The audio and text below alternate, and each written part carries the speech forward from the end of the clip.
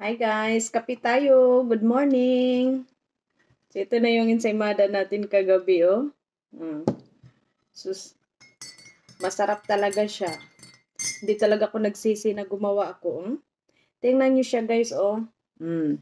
Oh, ensaymada talaga parang sa Pinas ba, oh. Oh, marami siyang munggo, oh. Marami daw munggo, pero ba't walang nakikita? Mm. Nagustuhan talaga ni Yasil, guys.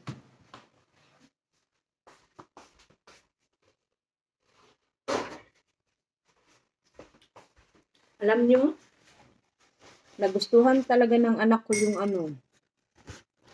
yung insay munggo. Mm. Mm. As in, yung dough niya, perfect na perfect talaga. Hmm? Hmm? Munggo. Ang pagkagawa ko ng dough is perfect na perfect talaga. Hmm.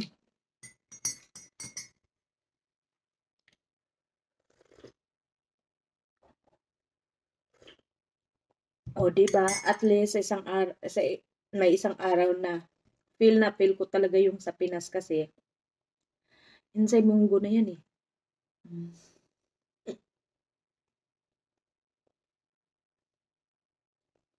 Mm. Marami pa guys. Mm. Mhm.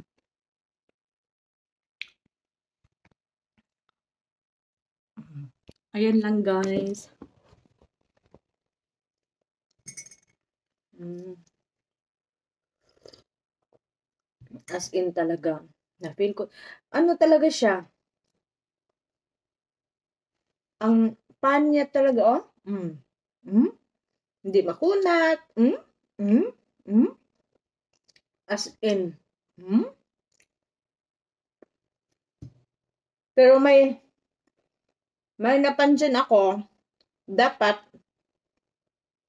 pag nag-ikot ng dough, hindi pala dapat dikit-dikit, dapat may distansya.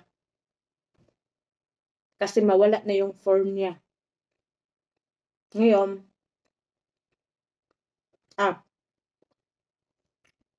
next time, tingnan ko bukas kung makagawa ako, kung may time ako. Kasi may munggo pa ako eh. Marami pala yung munggo na nagawa ko. Gagawa ako.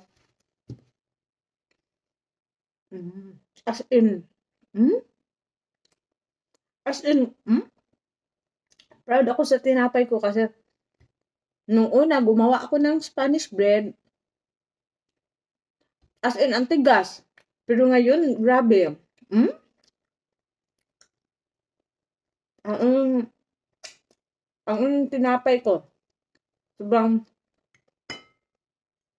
so,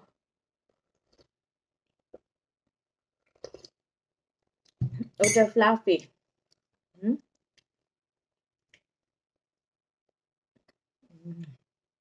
Hmm.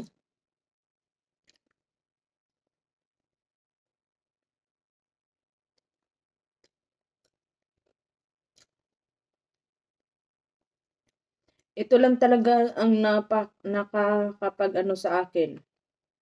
Nakapagpasaya. Lagi talaga akong magbibake. Magbibake, magluluto. Mm. Love ko talaga magluto.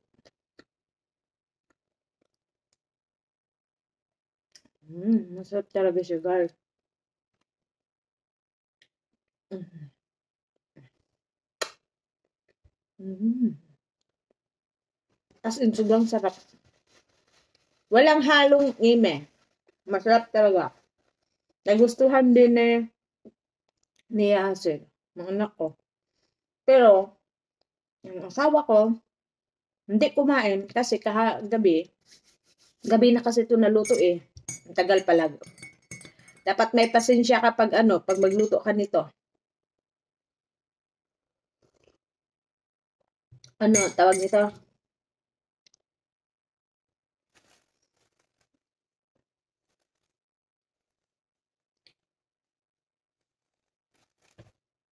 Pangalawa na. Dapat may pasensya kapag luluto nito kasi yung pag ninang do, yun ang mahirap.